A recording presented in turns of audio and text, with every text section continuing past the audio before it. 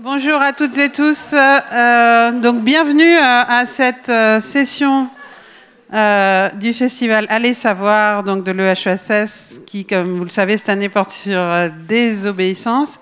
On est très heureux d'avoir cette table ronde aujourd'hui. Il y a beaucoup de succès, hein. Malheureusement, il y a au moins autant de personnes qui ne peuvent pas rentrer, qui sont dehors. Voilà. Donc, bravo aux organisatrices et félicitations d'être venues un peu tôt.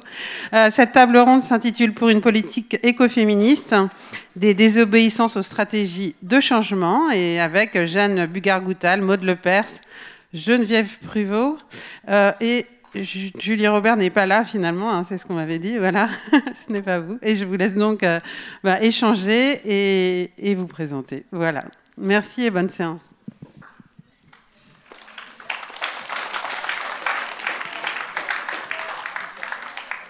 Alors, bonjour à toutes et tous. On est très heureuse de vous voir si nombreuses et nombreux aujourd'hui pour cette table ronde. On va pouvoir discuter 1 heure toutes ensemble et après, on aura une trentaine de minutes pour éventuellement répondre à vos questions. Alors d'abord, j'ai la joie de présenter mes 3 invités spécialistes de ces questions. Tout d'abord, Jeanne Bugar-Goutal, donc vous êtes philosophe normalienne et spécialisée donc, dans les questions écoféministes, pour lesquelles vous avez publié plusieurs ouvrages et vous enseignez actuellement au lycée à Marseille. Geneviève Pruvot, donc vous êtes sociologue spécialisée dans la sociologie du travail et les questions de genre. Et vous êtes chargée de recherche donc, à l'École des hautes études en sciences sociales de Paris. Directrice de recherche, pardon. Et enfin, Georgia Froman, éditrice aux éditions Wild Project ici à Marseille, avec qui j'ai eu la chance de co-organiser cette table ronde. Donc est-ce que, pour commencer, tu voudrais dire quelques mots sur l'intention qu'on a mis dans cette table ronde? Merci. L'ouvrage au centre de cette table ronde s'intitule « Pour une politique écoféministe » d'Ariel Salé. C'est un grand classique de l'écoféminisme que nous avons publié en français aux éditions Wild Project cette année, au printemps, et qui arrive assez tardivement en France. C'est sorti en 1997 et quand nous avons vu le titre du festival, on s'est dit il faut vraiment, si on va parler des désobéissances, il faut vraiment parler d'Ariel Salé, il faut parler d'écoféminisme. Et donc pourquoi? Alors c'est en partie parce que Ariel Salé, elle est une référence dans les pensées écoféministes depuis les années 90. C'est une sociologue et militante activiste australienne et qui a commencé son cheminement dans les luttes contre l'extraction de l'uranium en Australie dans les années 70-80. Et c'est à partir de là, à partir de son expérience de terrain, qu'elle a élaboré sa théorie politique écoféministe à partir aussi en dialogue avec les théories marxistes et le postmodernisme qui était très à la mode à l'époque, et aussi en dialogue avec les pensées de l'écologie un peu plus mainstream, en les faisant dialoguer avec la critique féministe. Donc on aura l'occasion de parler de tout ça. Donc le fait que c'est une théorie politique qui vient du terrain, qui vient du vécu, elle est assez représentative en fait de l'histoire globale de l'écoféminisme, qui est une histoire militante des femmes et d'autres qui résistent contre la destruction de la nature et la destruction des êtres humains par un système industriel, capitaliste, patriarcal. Donc s'il y a un chapitre dans ce livre que vous allez lire, je vous conseille le chapitre 2 où Ariel Salé fait un peu son histoire de l'écoféminisme. Ça permet de comprendre plein de choses et que c'est un mouvement qui est vraiment global, international, qui est né sur le terrain. Et donc pourquoi on a publié ce livre en 2024 ? C'est aussi parce que en France, depuis quelques années, il y a une sorte de résurgence écoféministe et qui est portée par différentes personnes, qui est portée par différentes maisons d'édition. Un peu la référence pour moi, c'est Reclaim de Emily H, qui a rassemblé plein de textes fondateurs en traduction. Il y a aussi Le Passager clandestin, les éditions Camborakis qui ont publié des classiques et des livres plus contemporains sur ces sujets. Et donc, cette résurgence, on a l'impression, en tout cas, que c'est porté à la fois par le monde universitaire et par le monde militant, et que souvent ces deux mondes se croisent également. Et donc, c'est un peu une question de sociologie aussi des pensées, qui est la spécialisation de Maud, donc peut-être qu'elle nous en parlera un peu aussi. Voilà, donc je voulais juste dire un mot introductoire pour vous dire pourquoi on a mis ce livre et cette autrice au centre de notre discussion aujourd'hui. On ne va pas parler que d'elle, on va parler d'autres choses, ça va être assez large, je pense, mais c'était important de l'évoquer. Et je voulais aussi évoquer Julie Robert, qui n'est pas présente aujourd'hui, qu'on remplace à deux avec Maud, donc Maud à la modération et moi pour parler un peu du côté éditorial. Mais Julie Robert a porté, c'est une autrice et une journaliste belge qui a porté ce projet de traduction auprès de nous et qui nous a convaincus de le faire. Donc elle n'a pas pu être avec nous aujourd'hui, mais on pense très fort à elle. Et en tout cas, c'est un projet qui n'aurait pas eu lieu sans son activisme et son engagement pour la traduction de l'Écofem. Voilà, donc je repasse la parole à Maud. Merci Georgia. Alors justement, pour introduire cette discussion, je vais vous lire un court extrait de cet ouvrage, et qui est en fait le dernier, qui est le paragraphe qui ferme le livre, et qui nous posera donc des questions qui permettront d'ouvrir la discussion.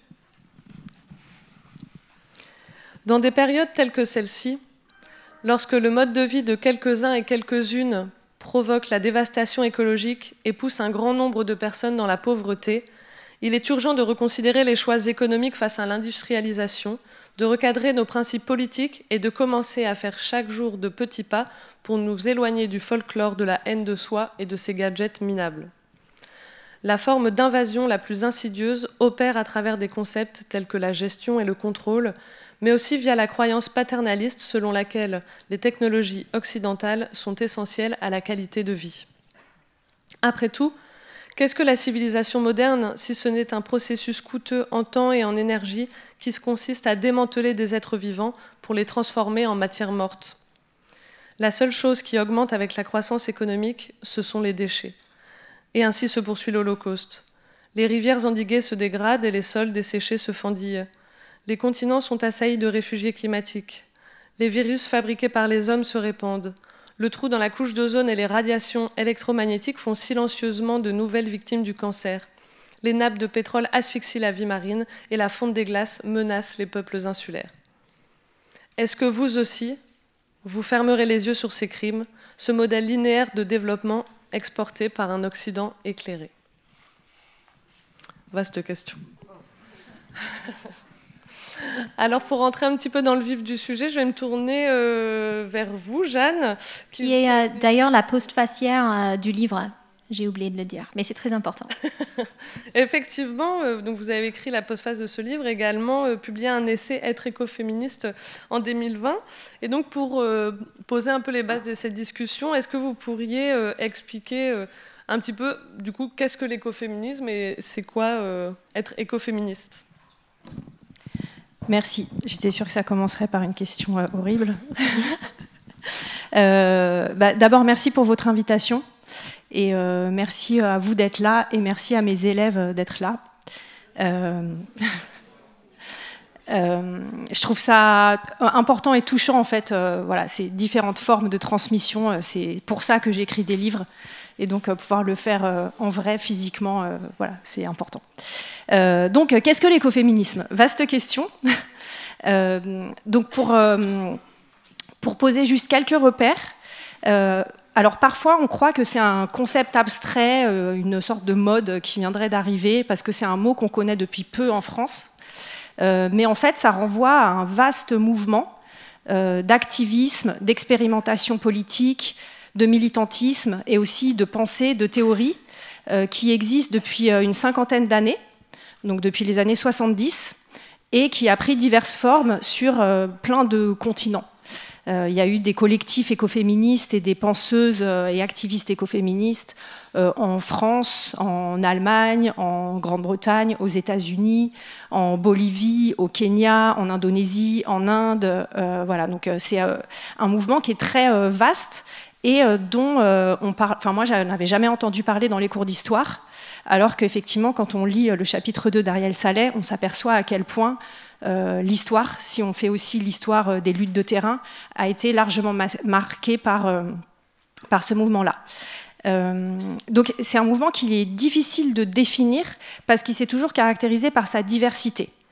Il y a plein de lignes différentes, à la fois sur le plan théorique, il y a plein de désaccords, de débats, et il y a plein de modes d'action différents, qui vont de modes d'action très radicaux à des modes d'action beaucoup plus quotidiens et engagés dans la vie ordinaire, entre guillemets. Donc ma définition, elle va forcément être réductrice, mais pour quand même essayer de cerner un peu, on peut dire que le point commun de tous les mouvements, de toutes les associations, toutes les penseuses écoféministes, au-delà de leur diversité, c'est de postuler qu'il y a des liens indissociables entre le féminisme et l'écologie, et plus largement entre différentes formes de lutte qui cherchent à comprendre et à défaire des rapports de domination. Ce qu'on n'entend pas dans le mot écoféminisme, c'est qu'en fait, ça relie... Donc c'est un mot qui a été créé par Françoise d'Aubonne. Il apparaît pour la première fois par écrit dans un bouquin de 1974, écrit par Françoise d'Aubonne, qui s'appelle « Le féminisme ou la mort », et dans lequel elle crée ce néologisme écoféminisme, donc en reliant écologie et féminisme, et en disant, en fait, si le féminisme veut être à la hauteur des grands défis de cette fin de XXe siècle, et puis maintenant de ce XXIe siècle, il faut que le féminisme s'empare des enjeux les plus brûlants, et elle a l'intuition qu'un enjeu qui va être de plus en plus brûlant, c'est l'enjeu écologiste. Donc il y a l'idée d'une sorte de mutation du féminisme, ou d'élargissement, pour qu'il intègre, qu'il devienne ou qu'il redevienne... Vous venez une lutte révolutionnaire qui ne soit pas juste un combat des femmes pour les femmes, mais... C'est mes élèves. Mais un combat voilà, portant sur des enjeux universels. Donc il y a cette connexion féminisme et écologie. Mais en fait, au-delà de ça, dès le début, les écoféministes, et c'est très clair chez Ariel Saleh, mais en fait chez toutes les théoriciennes et aussi les pas théoriciennes, les activistes écoféministes, il y a vraiment l'idée que les différents systèmes de domination sont étroitement reliés. Donc domination masculine, domination sur la nature, d'où féminisme et écologie, mais aussi domination raciale, domination coloniale et post-coloniale, domination économique, donc domination de classe sociale. Et elle cherche à comprendre comment toutes ces formes de domination, de genre, de race, de classe, de pays, et aussi sur les autres espèces, forment un système. Et comment tout ça, c'est au cours de l'histoire, relié et imbriqué de façon à créer le monde qu'on connaît aujourd'hui. Voilà, donc sur le plan théorique, dans les années 80-90, il y a une prolifération d'écrits qui cherchent à comprendre justement comment tout ça s'est noué.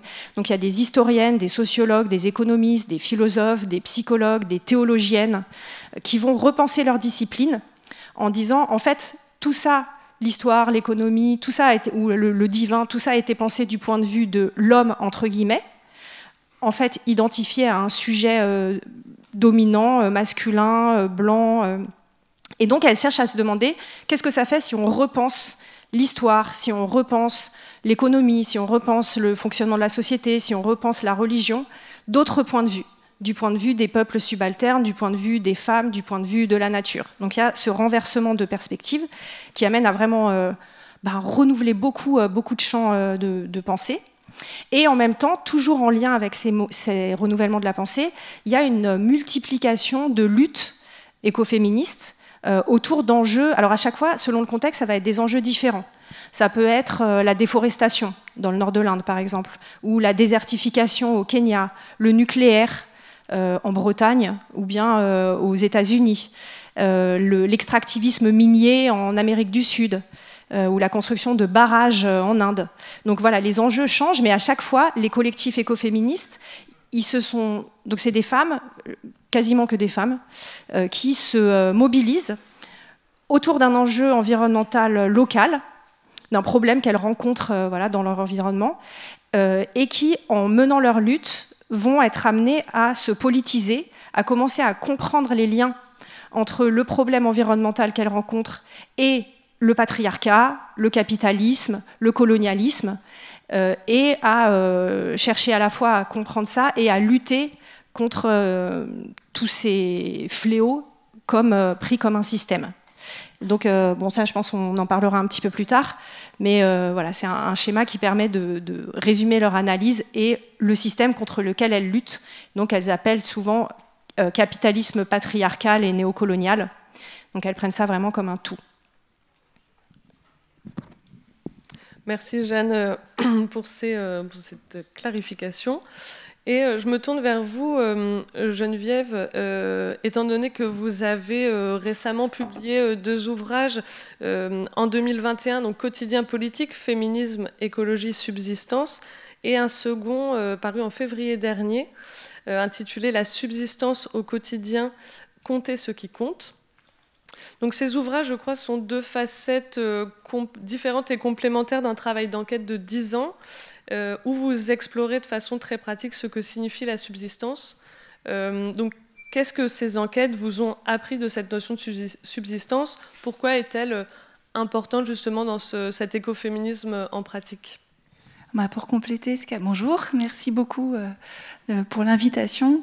Et pour compléter sur l'écoféminisme, il y a plusieurs courants écoféministes. Il y a un écoféminisme marxiste, écosocialiste, culturel, enfin il y a plein. Et il y en a un qui s'appelle le féminisme de subsistance. Et donc vous en avez un des plus jolis et des plus parlants résumés derrière moi par ce tableau, enfin cette pyramide, cet iceberg qui a été dessiné et créé par Maria Mies, qui est allemande, et Veronika Ben-Oltensen aussi. Et donc, comme l'a très bien dit Jeanne, l'écoféminisme pose une chose singulière par rapport au féminisme classique matérialiste que vous connaissez. Donc je peux peut-être vous le résumer, c'est que le féminisme matérialiste montre bien que le travail productif ne peut pas avoir d'existence sans un travail invisibilisé, qui est le travail reproductif, ce qui consiste à faire du travail ménager, de cuisine. Pour que la force de travail, le lendemain, puisse retourner travailler, il faut bien que des femmes, des populations, des ouvrières, des nounous s'occupent des enfants, de la cuisine, etc. Et donc ça montre que donc, le capitalisme est fondé sur cette face invisible qui n'est jamais comptabilisée dans le produit national brut. Et là, ce qu'avont ajouté les écoféministes de subsistance, mais c'est d'ouvrir la face immergée de l'iceberg, de dire il y a d'autres choses d'invisible qui fait tenir le capitalisme. Et donc, ce qui est vraiment intéressant dans ce schéma, c'est que vous voyez tout en haut, la pointe de l'iceberg, c'est l'économie officiellement telle qu'elle est reconnue. C'est un contrat de travail, c'est une rémunération en argent. Et en fait, c'est une toute petite partie de l'économie réelle qui, elle, fonctionne à sa base par tout simplement des ressources naturelles ou la nature. J'aime bien aussi le fait qu'elle n'ait pas mis le terme ressources, justement, pour éviter d'en faire uniquement quelque chose d'instrumentalisable. Donc, il y a la nature, sur lesquelles elles mettent aussi en évidence le travail des colonies. Et elles écrivent dans les années 80, donc elles sont décoloniales avant l'heure. Et elles disent, ces féministes de subsistance, qui sont donc écoféministes, que donc le travail d'extraction en fait, des matières indispensables à la vie humaine, alimentaire, mais aussi minière, en termes de bois, etc., ça a été principalement, en tout cas en grande partie, délocalisé dans des colonies qui se retrouvent à faire ce travail de fabrique de notre quotidien apparié. Il y a le travail domestique, donc housework, qui est principalement accompli par des femmes, et vous voyez aussi des petites filles et des enfants. Et il y a le travail de subsistance des paysans, c'est-à-dire qu'elles expliquent aussi, pour que l'ensemble du capitalisme tienne, il faut bien qu'en bout de chaîne, il y ait des paysannes et des paysans courbés dans les champs à l'autre bout du monde qui fabriquent à moindre coût, voire même gratuitement, la nourriture en nature qui permet de sous-payer des ouvriers délocalisés qui sont payés moins cher, vu qu'une partie de leur subsistance est accomplie précisément par des paysans et des paysannes. Donc en fait, au bout de la chaîne de production ouvrière, qu'elle soit délocalisée ou maintenue, il y a nécessairement un travail de subsistance paysan. Donc elles le mettent vraiment aussi là. Il y a aussi tout le travail informel, le travail des enfants, et là aussi la nécessité de l'économie informelle, c'est extrêmement important parce qu'on a l'impression justement qu'elle n'est pas codifiée par des contrats de travail. Alors une énorme partie de l'économie des petits commerces qui se passent de la grande distribution et de l'énorme bureaucratie capitaliste se fondent sur ce travail informel qui lui non plus n'est pas comptabilisé. Et donc ça enrichit incroyablement en fait, la compréhension de ce qui fait tenir le capitalisme et ce à quoi nous tenons, pour reprendre le livre d'Émilie H, c'est-à-dire que finalement la vie humaine dans toute sa diversité n'est jamais, enfin qui est pourtant la plus visible et qui constitue le quotidien de la majeure partie de la population, se trouve sous les radars de la comptabilité nationale et internationale. Du coup, la subsistance, il faut considérer que c'est tout ça, tout ce qu'il y a sous l'iceberg, mais j'aimerais peut-être rajouter des éléments qui ne sont pas dans cette représentation graphique. La subsistance, ça concerne en fait, ça a pour caractéristique d'être fabriqué artisanalement. C'est-à-dire que la subsistance implique un travail direct avec la matière. Et ça, c'est pour ça que c'est un féminisme matérialiste, hein, en ce sens qu'il prend en compte, et Ariel Saleh parle de métabolisme, elle emploie même un terme, elle parle de la classe méta-industrielle pour désigner tout ce qui se trouve là, mais en gros, c'est pour expliquer que la matière, ce sont des populations, la subsistance, c'est du travail qui prend dans les mains, à corps, dans son corps, qui incorpore la matière et va la transformer, et une matière qui n'est pas une matière simplement inerte, c'est une matière vivante. Il y a aussi bien des objets qui sont fabriqués artisanalement que des matières vivantes qui ont la capacité d'être renouvelées, régénérées. Et donc la subsistance, par rapport au travail domestique d'assemblage, de préparation de cuisine ou de bricolage à partir d'objets achetés ou préfabriqués, est donc éminemment créatif. C'est un travail très créatif, procréatif aussi, puisque l'une des principales activités du coup de ce féminisme de subsistance, c'est de rendre collectif, je dis bien collectif et pas typiquement féminin, de re-rendre collectif la veille, le soin des matières vivantes. C'est-à-dire qu'on ne peut pas déléguer juste à des professions spécialisées, à des spécialistes de toutes les naissances, que ce soit des plantes ou des êtres humains ou des animaux, ça doit être un concernement collectif. Donc la subsistance remet au centre le travail avec les matières vivantes qui ont de l'autonomie et qui ont leur agenda propre, et donc avec lesquels les êtres humains doivent composés, c'est-à-dire leur agenda n'est pas strictement celui de l'objet qu'on fabrique en laboratoire ou en usine. Donc ça, c'est une autre caractéristique de la subsistance. Et l'autre chose, c'est qu'il n'y a pas de subsistance individuelle. Et moi qui suis sociologue du travail, c'est extrêmement important de le rappeler. Le travail, c'est un travail de coopération, hein, de fabrique collective, des groupes, des organisations de travail. Et donc la subsistance, elle est commune. C'est très, et donc les écoféministes vont beaucoup retracer l'invention vraiment vertigineuse de cette figure complètement unique et qui existe que dans les pays du Nord des 50 dernières années, qui s'appelle la femme au foyer toute seule en train de fabriquer de la vie domestique. Parce qu'en fait, il faut pour ça un appareillage télépharmaco-nucléaire, pour reprendre les termes de Ariel Salé, assez important pour que ce travail devienne isolé. Que les enfants n'y prennent plus part, les personnes âgées en sont mises de côté, les animaux ne sont plus là. Vous savez bien qu'ils sont enfermés dans des fermes-usines et ils font plus partie de la famille, des familiers, et l'homme se transforme en pourvoyeur d'argent. Et donc, ce travail de subsistance, il est éminemment collectif. C'est déjà un collectif humain et autre qu'humain, mais aussi qui unit différentes générations et qui se mettent au travail pour cette subsistance commune. Et donc ça, c'est la deuxième caractéristique de la subsistance. Et donc, ça permet aussi de poser la question sur les alternatives. Donc moi, les alternatives sur lesquelles j'ai travaillé, mais je ne voudrais pas monopoliser la parole, donc je vais rendre le micro, ce sont justement des personnes qui, depuis que l'écoféminisme dont il a été question existe, mais en fait, depuis que l'industrie a capté en fait la force de travail des paysans artisans et des paysannes artisanes, il y a eu toujours des groupes, des mouvements en fait qu'on va appeler rétifs au progrès, des colonies anarchistes du siècle dernier, mais aussi des paysans et des paysannes qui n'ont pas du tout embrayé sur l'agro-industrie.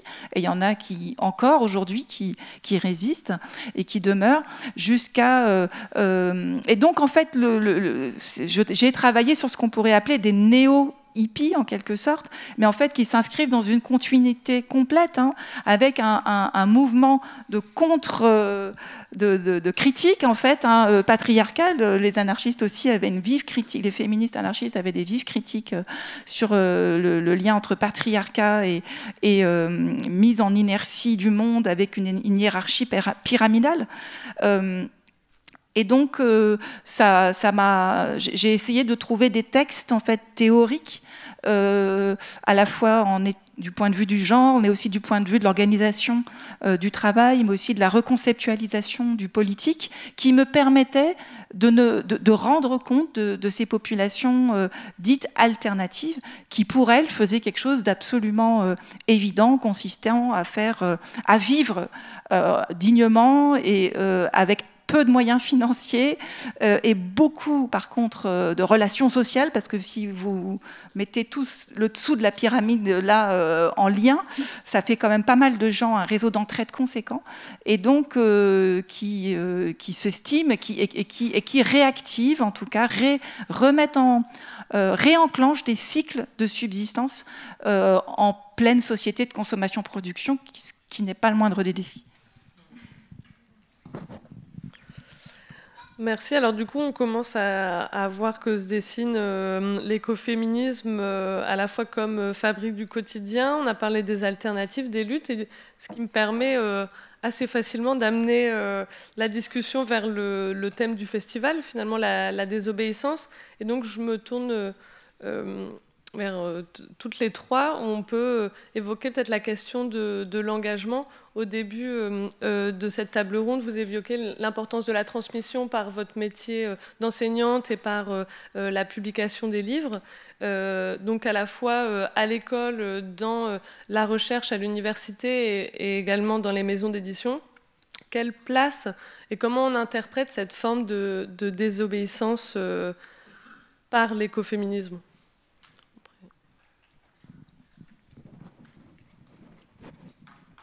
Je peux lancer un peu la discussion peut-être en parlant de ce qu'on fait dans des maisons d'édition. Alors, pour moi, la grande chance que j'ai eue ces dernières années aux éditions Wild Project, c'était de participer à raconter l'histoire de l'écoféminisme. Et c'est une histoire qui reste très actuelle. Et c'est une histoire effectivement qui est composée de résistance, de lutte, de refus, mais également de beaucoup de créativité. Et ce livre-là, d'Ariel Salé, c'est le troisième mouvement en fait, d'un gros projet éditorial qui a commencé en 2019. Alors, c'est pas moi qui a déclenché le projet, mais c'était un des premiers projets sur lesquels j'ai travaillé pour les éditions Wed Project, et c'était la traduction de La mort de la nature de Caroline Merchant, qui, elle, prend en charge, en fait, elle donne un enracinement historique à l'écoféminisme, parce qu'il y a cette intuition militante qui dit que la domination des femmes et la domination de la nature est connectée. Et Caroline Merchant, elle va aller chercher dans l'histoire de l'Occident pour dire où et comment ça a commencé, et notamment par la destruction au début de l'âge moderne des communautés paysannes. C'était les débuts un peu de l'agriculture industrielle avant l'heure, dès le XVIe siècle, et qui est lié un peu à la récupération justement de ces moyens de subsistance en Europe. Et donc ça, c'était un ouvrage très, très important. Et du coup, il y a le statut économique de la femme qui a changé beaucoup aussi avec la modernisation et l'industrialisation, où l'homme est devenu salarié et la femme est devenue femme au foyer, en tout cas dans les schémas un peu stéréotypés et idéalisés par ces sociétés modernes. Et le deuxième livre dans cette série, c'était La crise écologique de la raison de Val Plomode, et aussi son livre Dans l'œil du crocodile, enfin en tout cas l'œuvre de Plomode, qui est aussi australienne, comme Ariel Salé, qui est une philosophe et qui, elle, va prendre en charge la critique écoféministe de la philosophie occidentale, grand projet. Et donc, ce livre-là, Ariel Salé, arrive comme la troisième. Mais dans les trois, en fait, il est toujours histoire de lutte et de résistance. Donc, je vous ai parlé d'Ariel Salé et comment elle était engagée contre l'exploitation des mines d'uranium, en fait, en Australie. Mais c'est aussi très présent dans Caroline Merchant, parce que les communautés paysannes du Moyen-Âge en Europe ne se sont pas laissées faire, en fait. Il y avait beaucoup de résistance tout au long de la mise en place de ce qu'on peut appeler le projet moderne, c'est-à-dire la mise en place du travail salarié, la mise en place du système de capital et de propriété privée qu'on connaît aujourd'hui. Et ces résistances se sont prolongées ensuite aussi lors des processus de colonisation.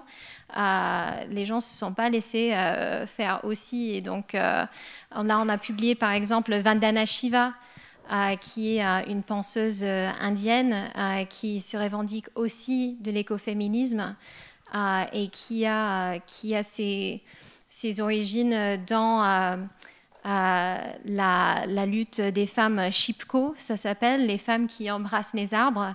Et c'était un mouvement de résistance contre la déforestation au nord de l'Inde. Encore une fois, on retrouve ces problématiques de subsistance, parce que ces femmes-là, elles ne voulaient pas qu'on transforme les forêts autour de chez elles en monoculture d'eucalyptus pour faire du papier, ce qui était le projet de la Banque mondiale. Elles tenaient à leur façon de vie traditionnelle, et où la forêt ne produisait pas que du papier, mais aussi de la nourriture, des plantes médicinales, et qui étaient intégrées dans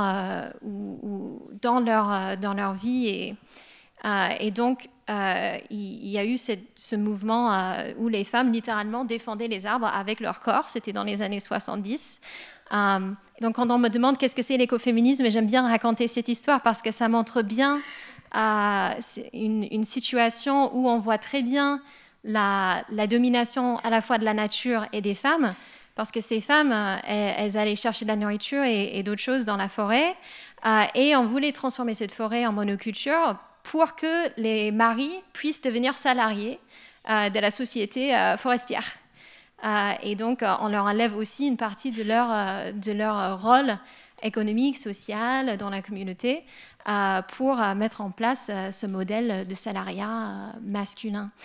Et donc, voilà, pour nous, dans l'édition, la grande chance, ça a été de raconter toutes ces histoires-là. Enfin, j'ai été un peu longue là-dessus, mais vraiment, ça forme, dans notre catalogue, ça forme un courant très important écoféministe qui est aussi connecté avec des ouvrages sur l'écologie décoloniale, sur l'écologie politique. Et ça forme un tout. Et comme je disais tout à l'heure, il y a d'autres maisons d'édition qui ont travaillé sur ces questions très bien aussi. Mais voilà, pour nous, il y a vraiment un travail de storytelling et c'est ça notre engagement. Et donc, je dirais qu'en pour l'instant, on désobéit à personne, sauf si vous voulez parler d'écologie du livre tout à l'heure et de la concentration des maisons d'édition et ce que c'est d'être une maison d'édition indépendante, ça aussi. Mais bon, ce n'est pas le sujet aujourd'hui.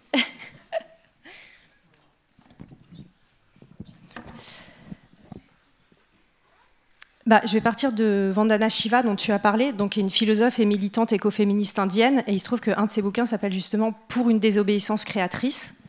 Parce qu'il y a toujours cette idée qu'il ne s'agit pas de désobéir pour désobéir, mais pour créer quelque chose d'autre.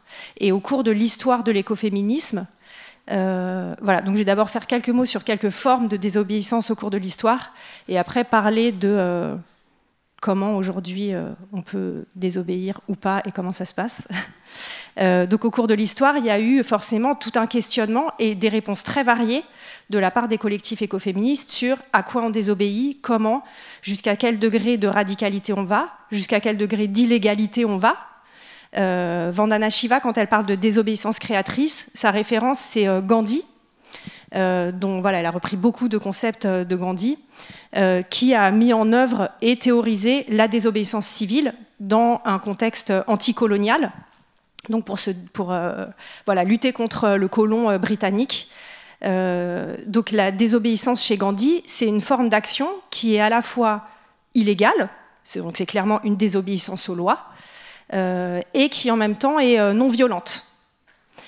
Et il y a souvent ces lignes de crête qui sont interrogées dans l'écoféminisme. C'est-à-dire, si on désobéit, est-ce qu'on désobéit de façon violente?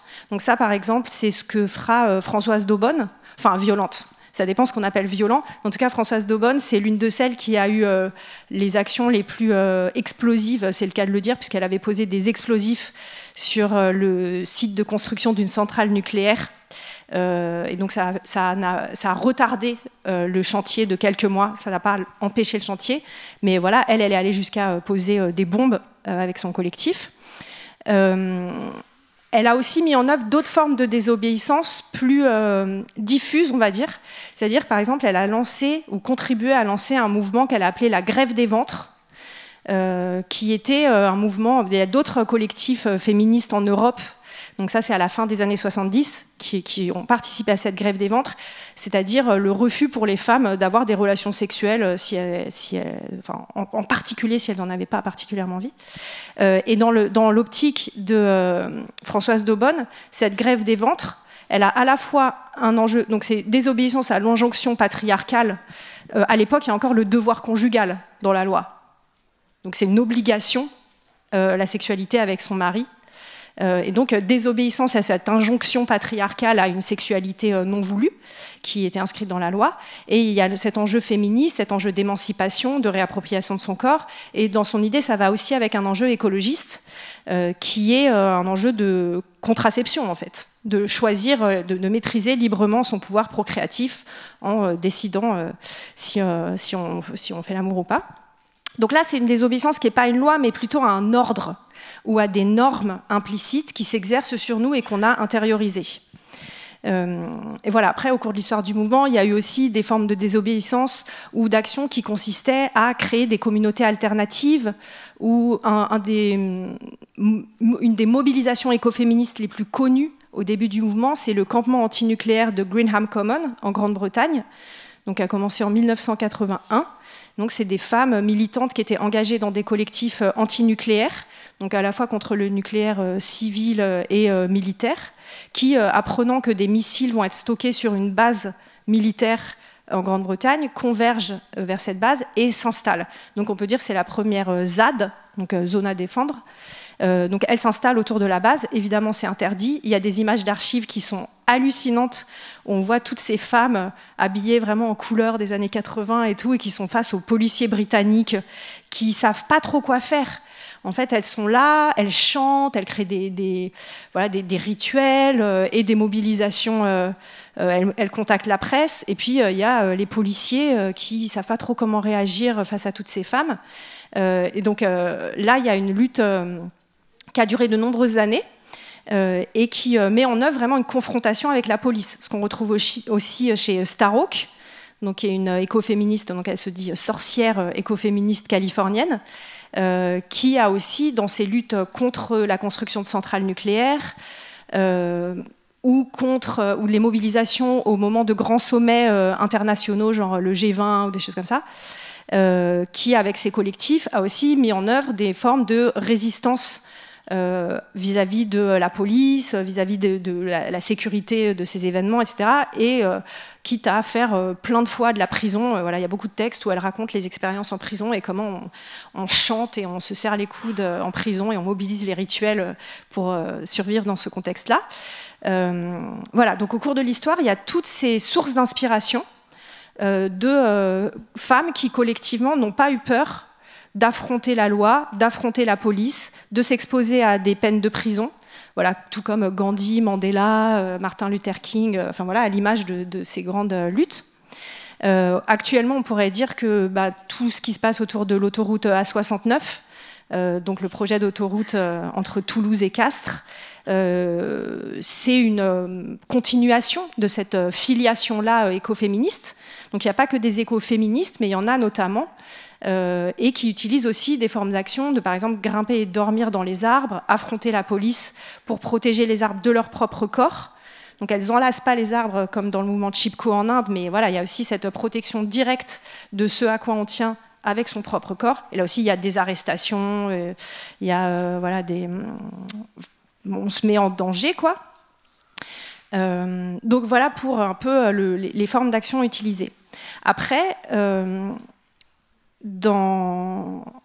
sans m'étendre sur mon cas personnel, mais donc moi j'ai choisi après plusieurs années d'années sabbatiques, quoi, pour être dans des modes de vie très alternatifs, en autonomie, explorer tous ces milieux-là. J'ai choisi finalement de revenir dans l'éducation nationale, au lycée, et de voir comment à l'intérieur, tout en étant vraiment dans le système, fonctionnaire de l'État, comment on peut désobéir ou quelles sont les marges de manœuvre. En fait, quelle couture on peut faire craquer? Est-ce qu'on peut arrêter de mettre des notes?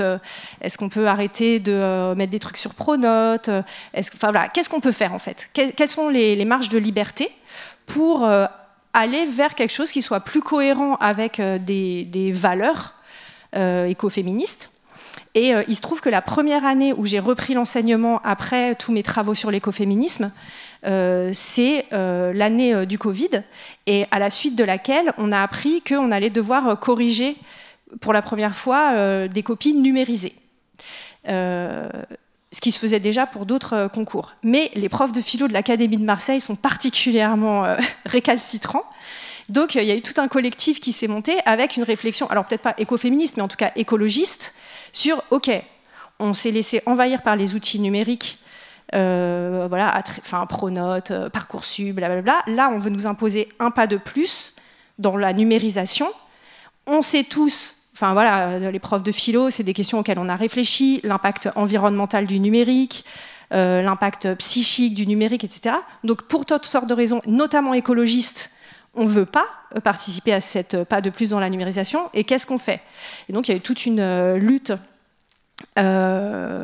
qui était très intéressante à vivre, parce qu'en fait, on a tenu bon jusqu'au bout, mais évidemment, on n'a rien gagné. On n'a rien obtenu, le truc continue à être numérisé. Et donc ça montre à quel point, dans les actions de désobéissance, si on veut les faire concrètement, ça revient tellement à ramer à contre-courant, et on se heurte à parce que moi, quelque chose qui m'étonnait un peu quand j'ai découvert l'histoire de l'écoféminisme, c'est de me dire, mais il y a tellement de luttes, tellement de collectifs, comment ça se fait que le monde soit encore tel qu'il est? Et souvent, les journalistes qui m'interviewaient me demandaient, est-ce que vous pensez que l'écoféminisme va changer le monde? Et en fait, quand on se met dans une action collective qui implique une forme de refus, de résistance, de désobéissance, on s'aperçoit enfin ce qu'on sait, mais qu'on se met à vivre, que les forces en présence sont telles que c'est enfin, c'est David contre Goliath, mais que je crois que justement le fait d'avoir engrangé toutes ces sources d'inspiration au cours des recherches permet aussi de se dire que ça vaut le coup d'agir en cohérence avec ce à quoi on croit.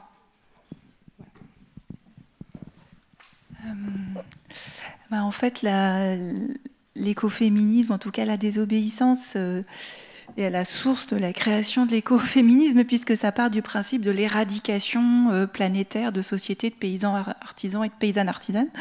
Donc en fait, c'est un mouvement, et puis de la domination croisée, de l'exploitation de la nature et des femmes, qui vont être en plus assignées à être femmes. Enfin, on va créer de la binarité de genre, en plus, à cette occasion, très renforcée, avec des rôles de genre bien distincts.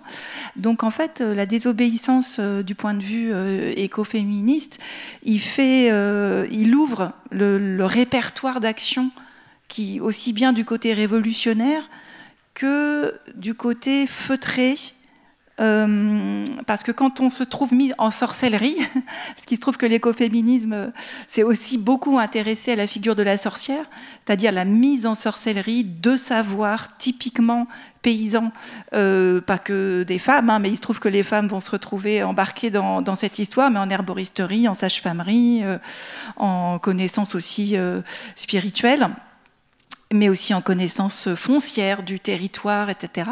Donc l'écoféminisme s'appuie vraiment beaucoup sur la figure de la sorcière comme icône, en fait, d'une répression qui est en fait la répression de tout un mode de vie consistant à faire corps et connaissance avec un territoire.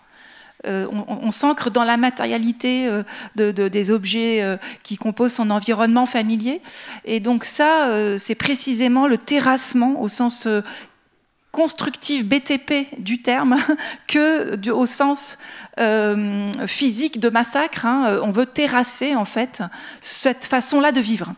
Et la meilleure façon d'ailleurs d'annihiler une société paysanne artisane ou chasseur-cueilleur, c'est vraiment d'arriver avec des toupies à béton, au sens concret du terme. On terrasse vraiment le sol. Donc l'écoféminisme se retrouve en fait à toutes les, comme ça a été rappelé, dans différentes parties du monde, de l'Afrique à l'Italie, aux États-Unis, à la France, à devoir lutter contre ces toupies à béton, qui s'accompagne aussi d'armées. On parle beaucoup de guerre planétaire. C'est littéralement une guerre. Le capitalisme ne s'est pas imposé par l'attraction fabuleuse de la consommation. Ça a été vraiment un travail guerrier, militaire, consistant d'ailleurs à larguer des bombes dans les champs, ce qui les rend pas du tout consommables, et du coup les vendeurs de semences et de toupies à béton peuvent débarquer tranquillement une fois que le sol a été terrassé. C'est vraiment une technique de lutte. Donc l'écoféminisme, en fait, c'est ce qu'ont fait ces femmes qui ont défendu les arbres. C'est vraiment une lutte territorialisée, pour le territoire. Et ça a pu conduire, en fait, à invisibiliser aussi ces luttes. Parce que lutter pour le territoire, sur le territoire, en rendant le territoire encore vivable, ça implique de tenir beaucoup de fronts, en fait. Aussi bien un front domestique, le front des proches, le front du travail de subsistance qu'il faut accomplir malgré tout. Et donc, c'est un travail extrêmement épuisant et qui a pu être vraiment mis de côté, parce qu'on ne se dit pas... je pense par exemple à la 69, pour être caricaturale, la mamie gâteau qui va arriver avec ses confitures pour donner aux personnes qui se retrouvent suspendues dans les arbres. C'est peut-être pas celle-là qu'on va mettre en évidence, parce que on va préférer des figures plus typique, en fait, de ce qu'on appelle résistance. Or, l'écoféminisme met en lien toutes les formes de résistance, ne sépare pas le travail le plus banal de la reproduction de la vie quotidienne de l'acte d'affrontement, en fait, avec la police. Et ces groupes écoféministes accordaient une place égale, symboliquement, mais aussi en pratique, à tous ces rôles dans les luttes. Il n'y a pas de petites et grandes arènes politiques. Et donc, c'est vraiment aussi une invitation dans pour moi, l'écoféminisme à reconsidérer l'étendue du répertoire politique pour ne pas uniquement s'intéresser à des figures charismatiques de type guerrier et guerrière qui sont évidemment nécessaires dans le rapport de force, mais aussi aller voir ce qui se passe pour que l'iceberg visible de la lutte puisse continuer à tenir. Et donc, dans l'écoféminisme, il y a quelque chose d'extrêmement modeste aussi dans les moyens qui sont mis en œuvre, mais c'est une modestie justement de monsieur et madame tout le monde qui seraient en capacité de résister et qui le font déjà en fait à cette petite échelle. Et donc il y a vraiment une contestation profonde des échelles pour réhabiliter toute forme de résistance. Et je pense que c'est pour moi une vraie leçon en fait pleine d'avenir, parce que évidemment que pour lutter contre ce fameux complexe télé-pharmaco-nucléaire dont parle Ariel Salé, ou alors voilà, l'industrialisation destructrice, il ne va pas falloir uniquement une poignée d'écologistes ou d'anticapitalistes, il va falloir embarquer toute une population. Et donc la question du mode de vie devient centrale en fait. Et de ce point de vue-là, c'est une lutte profondément féministe, au sens où il n'y a pas de... Le féminisme, c'est une lutte dans toutes les sphères en fait, et dans la sphère domestique. Il y a aussi bien politique qui politise le personnel. Le privé devient politique. Et ça, c'est vraiment un élément qui est extrêmement liant en fait, et qui permet par ailleurs aussi de poser frontalement la question des classes sociales et des problèmes aussi d'accès de certaines classes sociales, de certaines populations à des luttes, parce qu'il faut avoir le logos, cette capacité oratoire qui est très très forte aussi dans des mouvements militants. Il faut aussi avoir des ressources monétaires pour se dégager du temps et se dire tiens là je vais me mettre à plein temps, ce qui n'est pas le cas de toutes les populations. Or les écoféministes pointent en fait les distinctions classe, genre, de colonialité pour vraiment réhabiliter toutes ces formes-là pour que chacun puisse militer de l'endroit où il est, à partir du moment où toutes ces formes de lutte sont connectées les unes aux autres. Donc moi, c'est vrai que j'ai essayé de développer le continuum qu'il y a entre ce qu'on pourrait appeler des luttes frontales et de l'autre côté, des luttes feutrées qu'on a tendance à opposer. Mais voilà, pour moi, l'armature féministe nous interdit de les considérer comme distinctes, en fait. Voilà. Donc ça, je pense que c'est pour moi l'un des principaux apports de l'écoféminisme et du féminisme anticapitaliste. Alors le temps passe extrêmement vite, mais du coup je vous propose d'étendre un petit peu la discussion. Voilà, si dans le public il y a des questions, est-ce qu'il y a un passage de micro ou pas? Je ne sais. Oui. Donc signalez-vous.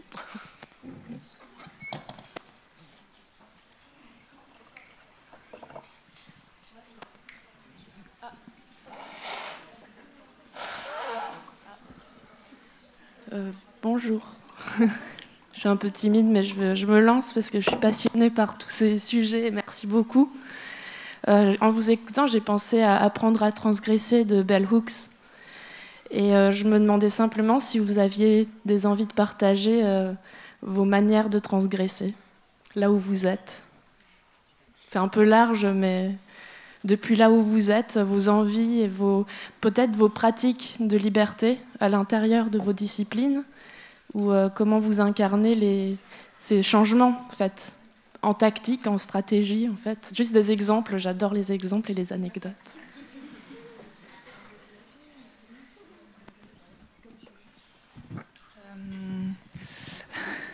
Moi aussi, je suis passionnée de pédagogie, et donc on a créé un parcours en études environnementales qui est menacé. Vous imaginez bien que ces choses-là voilà, sont pas tout à fait en odeur de sainteté, on va dire. Et donc, en fait, la pratique, et l'un des rêves de ce master, pour moi, c'était que les étudiants puissent avoir aussi, donc c'est en sciences sociales, l'école d'études en sciences sociales. Et donc, on a essayé de faire un partenariat, mais qui est avec le premier lycée d'agroécologie, un lycée agricole.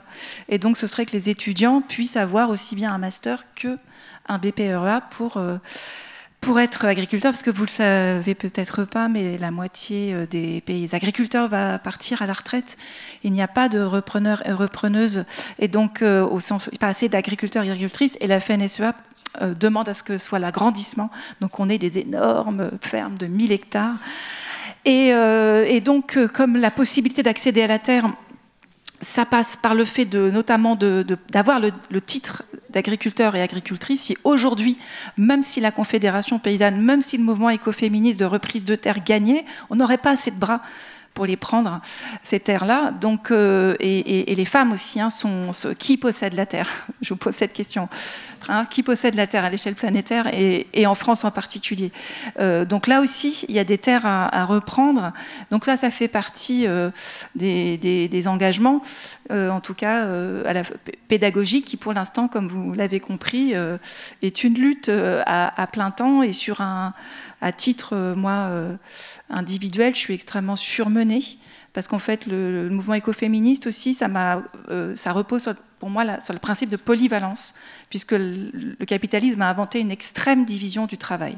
C'est vraiment fondé là-dessus, elle est internationale, cette division, chacun fait une petite tâche et personne n'a le tout.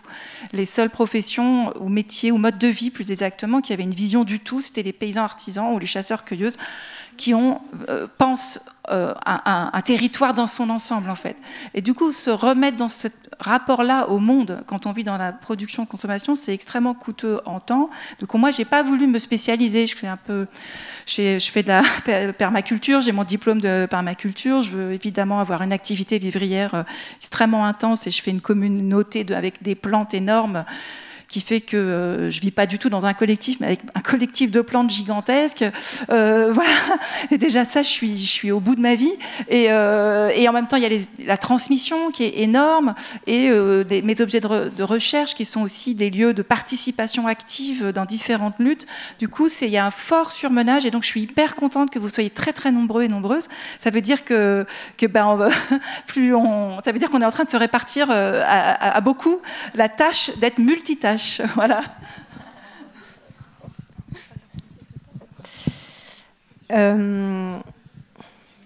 Alors, moi, j'ai eu différents rapports à la transgression. C'est-à-dire que quand j'ai fait mes recherches, alors au début, je les faisais vraiment de façon pas du tout transgressive. J'étais en thèse de doctorat à la Sorbonne. Et en fait, forcément, au fur et à mesure, c'est pas comme si on fait une thèse sur Descartes. Ça amène à complètement bouger les lignes, bouger la manière de faire de la philo, et ça amène à plein de rencontres. Et parmi ces rencontres, une rencontre qui m'a énormément marquée, et qui quelqu'un qui est un peu le personnage principal caché de tous mes livres, enfin selon les livres c'est plus ou moins caché, c'est un homme que j'avais rencontré, qui vit en semi-autonomie dans les collines entre Marseille et Aix, et qui, lui, est la personne que je connais qui va le plus loin dans la radicalité de vivre hors système, enfin, ou en tout cas hors de l'économie marchande, hors du salariat, hors des factures d'eau et d'électricité, donc il n'a pas l'eau courante, il n'a pas l'électricité, etc. Et qui fait plein de trucs, mais tout de façon illégale. Mais voilà, c'est un peu un kamikaze, il a fait pas mal de tôles.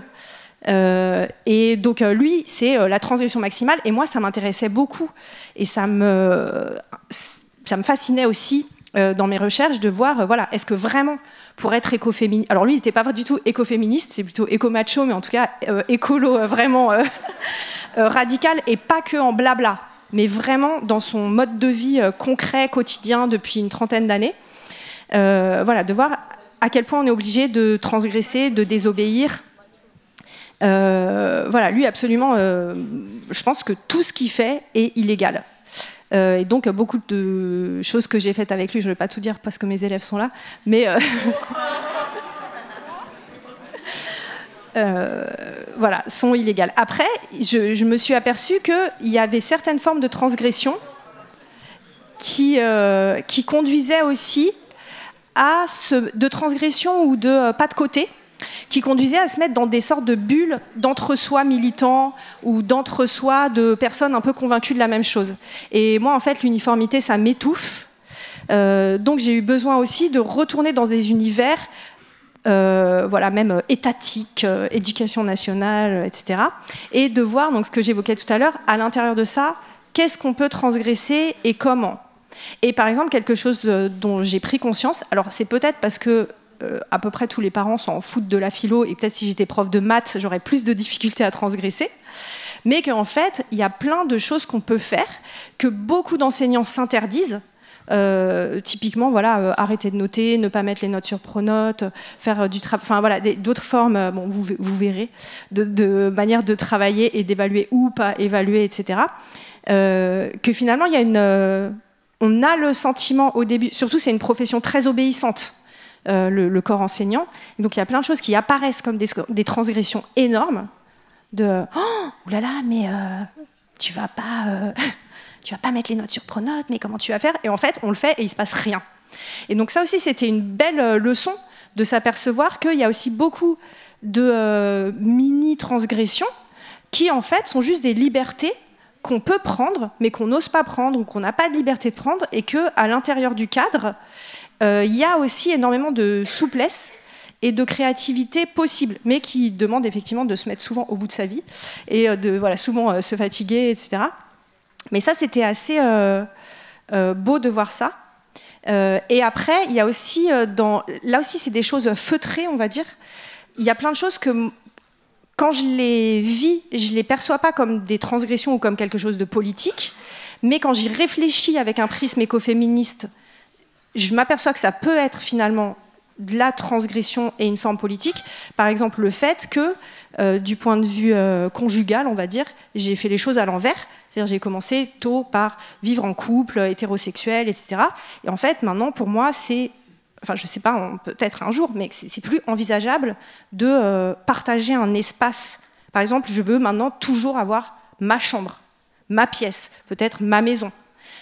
Donc ce refus, et donc par exemple le fait de vivre en coloc à mon âge et pas à 20 ans, pour plein de gens on a l'impression que c'est bizarre, pourquoi tu vis en coloc, pourquoi tu vis pas avec ton copain, etc.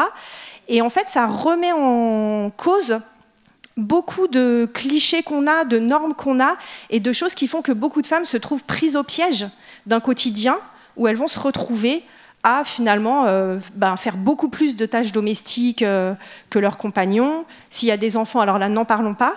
Donc en fait, cette manière d'esquiver des pièges par des formes de vie qui sont d'ailleurs de plus en plus théorisées, c'est aussi des sortes de transgressions douces qui, à mon avis, mériteraient vraiment d'être, ça commence à être le cas, mais vraiment d'être mises en récit comme des formes de vie tout à fait légitimes, qui contribuent à la recherche de faire famille autrement, de faire couple autrement, de faire amour autrement, de faire société autrement.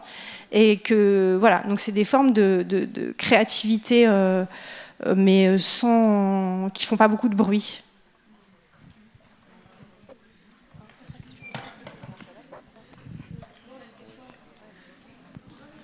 Si on a le temps, oui, j'ai... Ok. Moi, je suis très engagée dans l'association pour l'écologie du livre. Je dis que l'écologie du livre, ce n'était pas le sujet aujourd'hui, mais peut-être finalement que si. Donc, là, j'allais dire, mon engagement, ma façon de résister, c'est très lié à mon métier, à mon travail dans une maison d'édition indépendante. Et si vous ne travaillez pas dans le monde du livre, vous ne vous rendez peut-être pas compte de ce que ça veut dire d'être une maison d'édition indépendante. Aujourd'hui, le marché du livre en France est dominé par 3 grands groupes. Donc c'est Hachette, Editis et Madrigal, qui ont bien plus que la moitié du marché. Et donc après, il y a quelques tailles moyennes et il y a une multitude, une constellation de maisons d'édition indépendante. Et donc, tout à l'heure, on parlait de modèle industriel et modèle capitalo-industriel versus un modèle artisanal. Donc, l'édition en France aujourd'hui est très concentrée. Ces gros groupes appartiennent aussi à des sortes de méga groupes médiatiques qui ont aussi des chaînes de télé, des parcs d'attractions, des journaux et qui font le métier d'éditeur, si on peut l'appeler ainsi, de façon industrielle. Donc, c'est des maisons d'édition qui ont des actionnaires. Donc, on ne fait pas des livres, on fait du fric. Donc, le but de l'opération, c'est de générer du capital. Et ça va influer sur la façon dont on fait nos métiers, sur la façon dont on raconte des histoires, quelles histoires on raconte. Et donc, avec l'Association pour l'écologie du livre, c'est une association interprofessionnelle. Donc, on est différents professionnels du livre à travailler sur ces questions d'écologie du livre qui impliquent donc des questions de bibliodiversité que je viens d'évoquer, c'est-à-dire qui publie quoi et sous quelles conditions et qui est représenté dans les librairies en fait. Est-ce que c'est qu'un certain type de livre dans une certaine type de pensée qu'on va trouver et aussi des questions matérielles, c'est-à-dire quel papier on utilise, quel est l'impact environnemental du numérique. C'est des questions que souvent ces grands groupes n'ont pas intérêt à se poser, sauf pour des raisons de communication et de greenwashing, pour dire que oui, évidemment, on utilise du papier recyclé, c'est très bien, voilà, on a réglé la question de l'écologie, il n'y a pas de problème, il n'y a rien à voir. Mais en fait, il y a des choses à voir.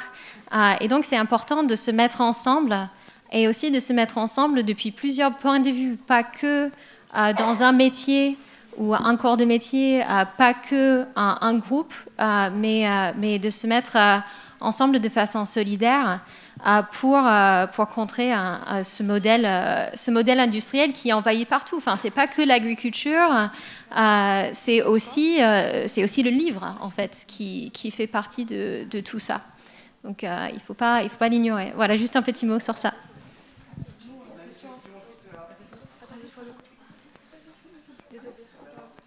Bonjour, moi je suis une élève de Madame Burga Goutal et ma question c'est donc comment se détacher des étiquettes, voire stéréotypes qu'on nous colle en tant que femme, parce que même si la femme est amenée à désobéir, elle sera quand même jugée, voire pointée du doigt par la société patriarcale, et surtout qu'il y a certains scénarios où la femme n'a pas forcément le choix.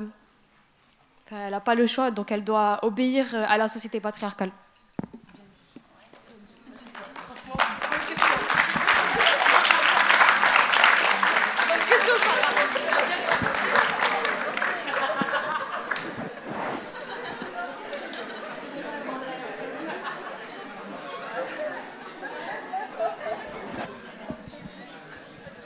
Oui, bonjour. Moi, je voudrais poser une question concernant la terminologie. Ah, pardon.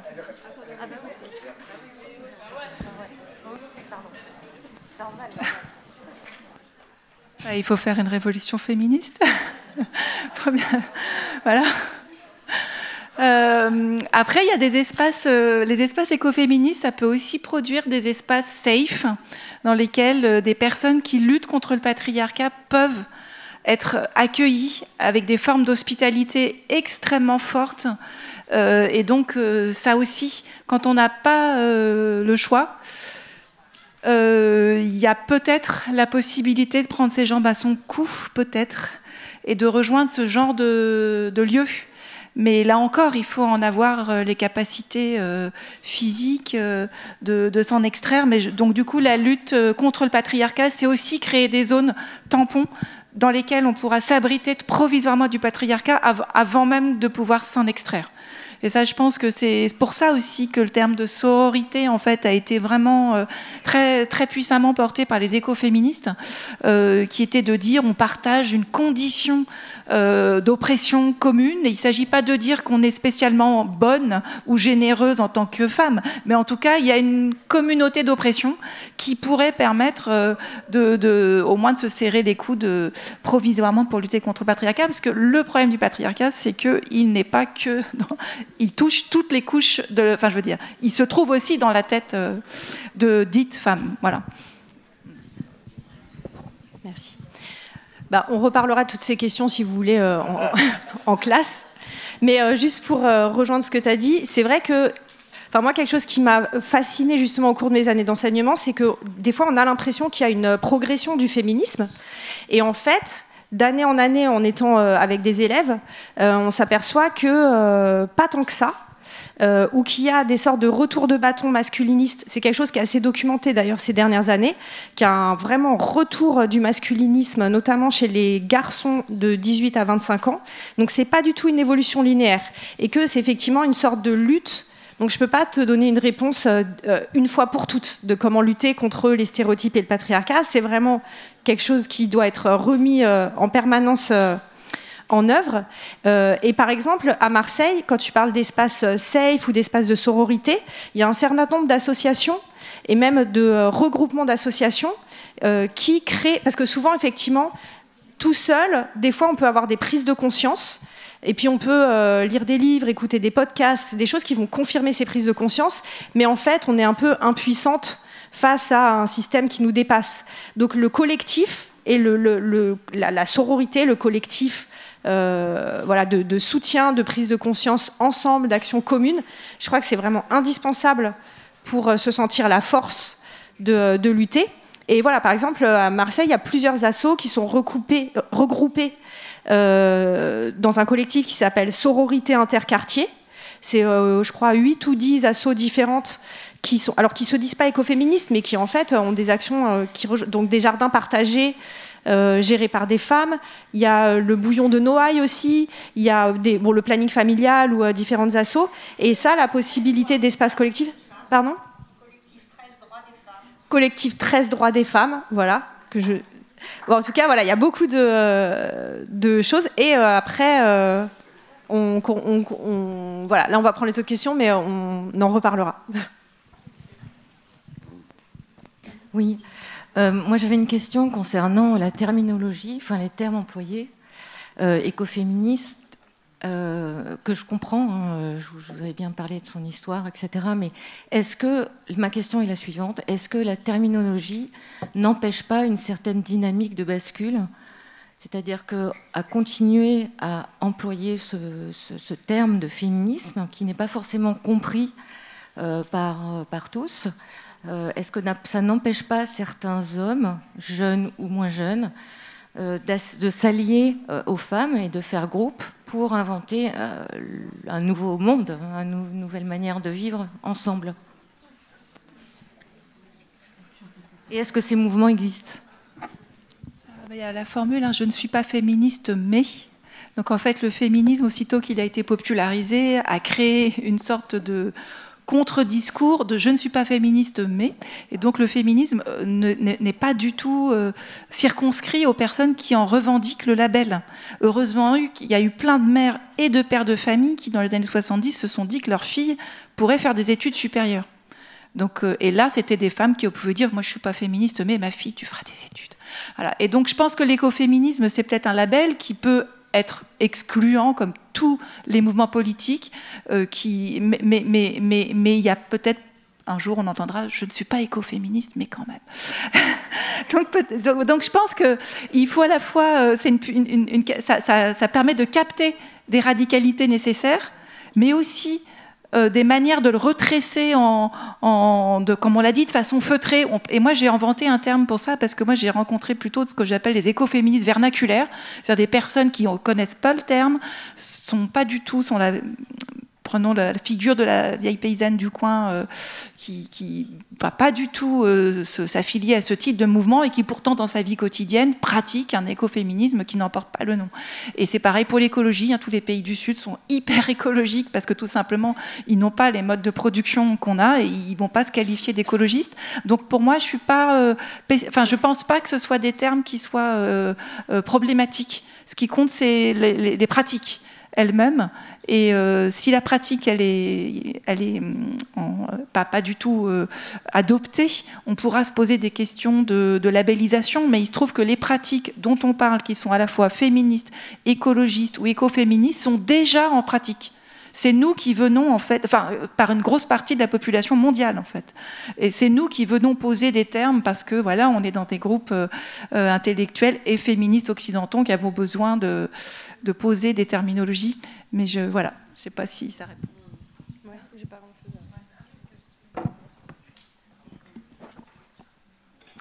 Bonjour à tous. Beaucoup de choses. Merci déjà pour... à l'EHSS d'avoir permis que ce type de débat ait lieu. Il n'est pas très fréquent de voir que des femmes. Merci à vous, mesdames, de consacrer du temps et surtout pour vos ouvrages. Je représente et je suis cofondatrice d'un collectif féministe. Les Meurtrieuses, pour lequel, Jeanne, vous nous avez fait le plaisir de venir nous faire une conférence il y a 2 ans sur Martigues. Je vais peut-être dire à la jeune fille qui parlait tout à l'heure comment je peux faire. Créer des espaces, tout simplement.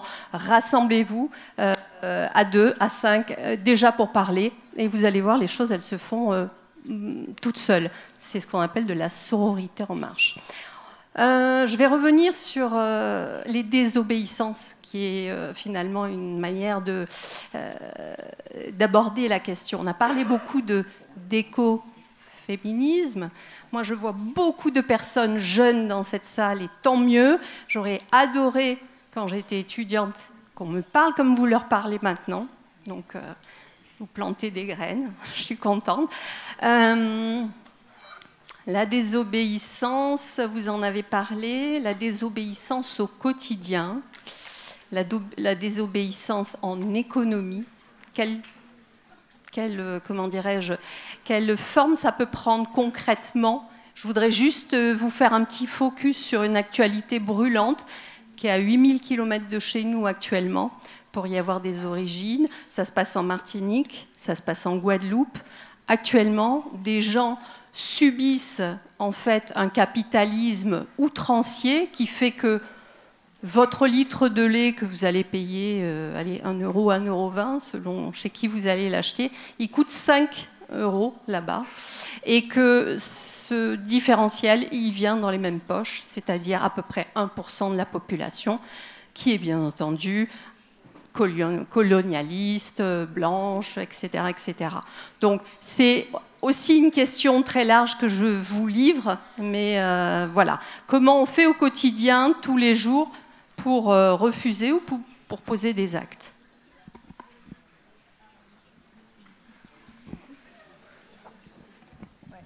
C'est évidemment très complexe. Une des formes d'action, alors qui n'est pas propre à l'écoféminisme, mais qui en fait partie, c'est le boycott. Alors évidemment, ça ne résout pas tout, hein, mais c'est vrai qu'il y a une des manières d'agir qui est en fait de s'abstenir de participer. Donc là aussi, pour donner un exemple concret, Sylvie Barbe, qui est une femme écoféministe convaincue, chez qui j'ai passé un peu de temps dans les Cévennes, elle en est venue avoir un mode de vie très radical, de vivre dans une parcelle de forêt, dans une yourte qu'elle a construite elle-même, etc. Et un des points de départ, c'est justement de dire je peux pas, et elle fait partie de collectifs militants, etc. Donc c'est autre chose, mais une partie de son action, c'est de dire à défaut de réussir du jour au lendemain à abolir le capitalisme, ce que je peux faire déjà, c'est d'y participer le moins possible. Et donc il y a le versant négatif qui est boycott, donc ne pas avoir de voiture, ne pas prendre l'avion, ne pas avoir de smartphone. Voilà, donc s'abstenir ou ne pas acheter de vêtements neufs, etc. Donc se désolidariser de l'économie. Et le versant positif, c'est que du coup, on est quand même, par exemple, si on arrête d'acheter des habits et qu'on ne veut pas passer sa vie à se balader tout nu, on est obligé d'apprendre à en fabriquer. Et donc c'est ça aussi le côté créatif, qui est qu'en fait, ça pousse à une réappropriation d'énormément de savoir-faire et que, comme tu disais, on ne peut pas faire tout seul. Donc ça amène aussi à créer collectivement, différemment. Mais voilà, c'est j'ai conscience, ma réponse, c'est une sorte de goutte d'eau dans l'océan. Mais voilà ce qui me venait.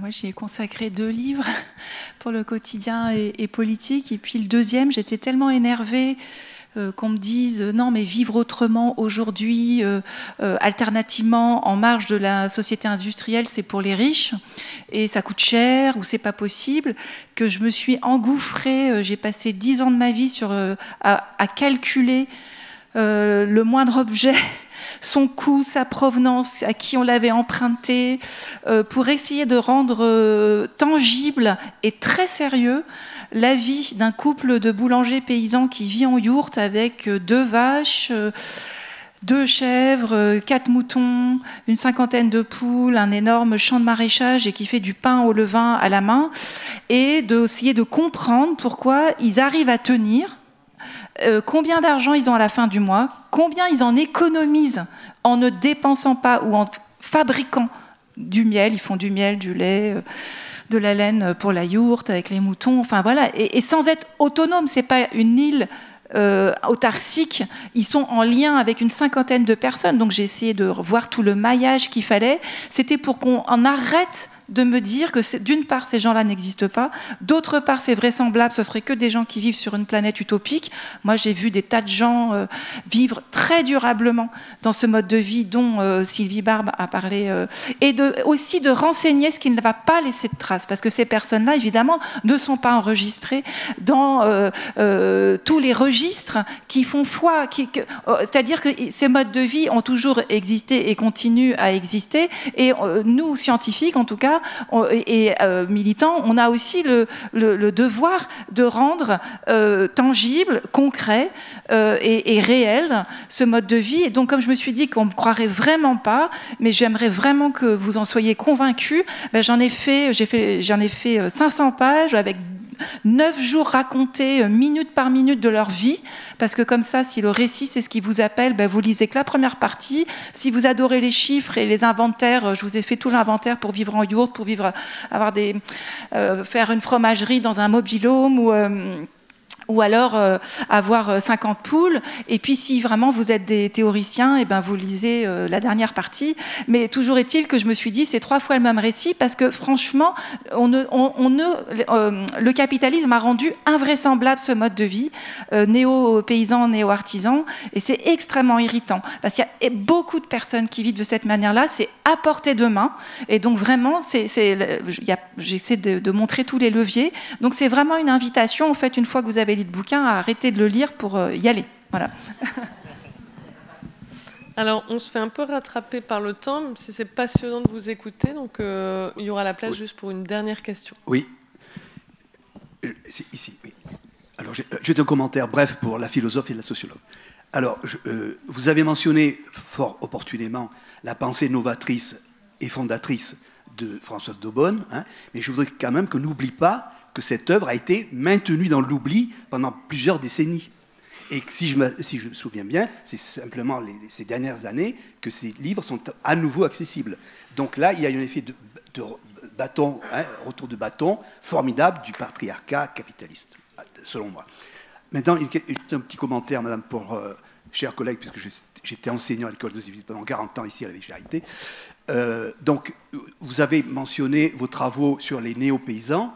Et je voulais simplement rappeler qu'il y a eu une étude dans le cadre de la formation doctorale que dirigeait Jean-Claude Passeron à l'époque, dans les années 90. Il y a eu 2 étudiants qui s'appellent Anne Langanet et Catherine Langewisch. et Catherine Engelwich sur les néo-ruraux. Hein, donc je n'étais absolument pour rien dans ces travaux, mais elle montrait bien que les femmes étaient très structurantes dans cette démarche-là. Donc merci.